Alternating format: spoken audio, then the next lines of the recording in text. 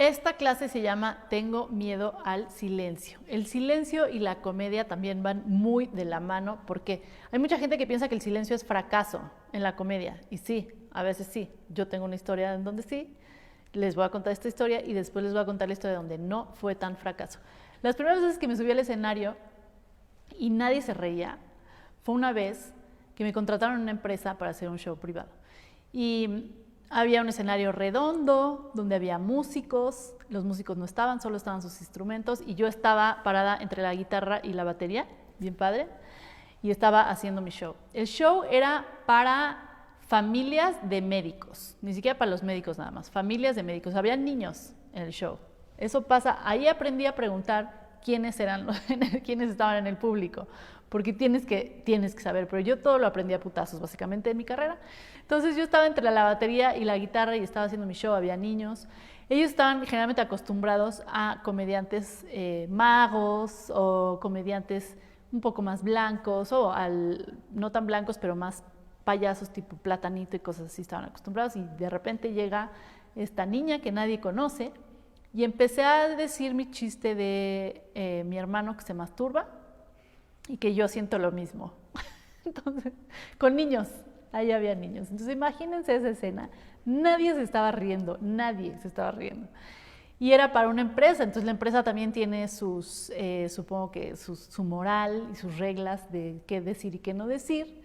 También ellos contrataron a alguien que no habían visto en un show, entonces todo el mundo lo hizo mal, incluido yo, que no conocía a mi público y demás. Nadie se rió. Y yo lo que hice fue aguantar el silencio, terminar el show y después bajarme.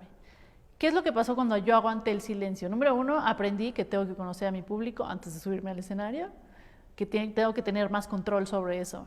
Número 2, aprendí de qué hago yo si me siento incómoda arriba del escenario. Como comediante tienes que saber qué haces en momentos de estrés, cuál es tu reacción, cómo vas a hacer que las personas que también se están sintiendo incómodas porque no está funcionando tu material, ¿cómo vas a hacer que se vuelvan a sentir cómodas? Todo eso solo lo aprendes con silencio.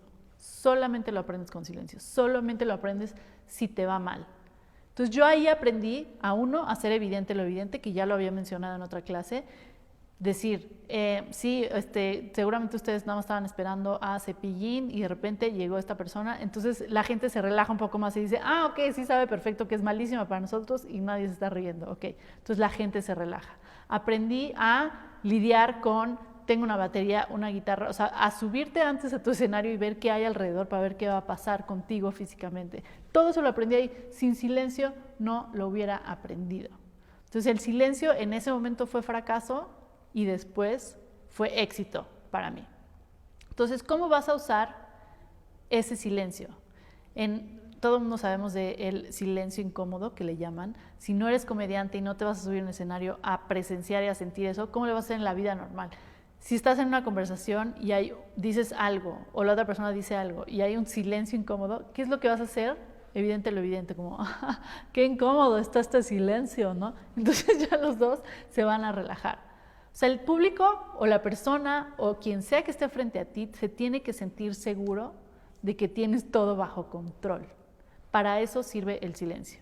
Ahora, valiente el comediante que usa el silencio a propósito en su show. Hay muchos comediantes que saben, y así escriben su show, que lo que están diciendo va a causar silencio, silencio, silencio, y lo aguantan. Es muy valiente el comediante que lo aguanta, y después dice el punchline. Eso también se puede hacer, usar el silencio a tu favor. Eso solo se hace, ¿qué creen? Como siempre he dicho, subiéndose al escenario. ¿Y qué es lo que pasa? Una pandemia. Entonces nadie se va a poder subir al escenario. Entonces esta clase no sirve para nada, no es cierto. Les va a servir en la vida, se los juro. Sepan aguantar y usar el silencio a su favor. Siguiente clase.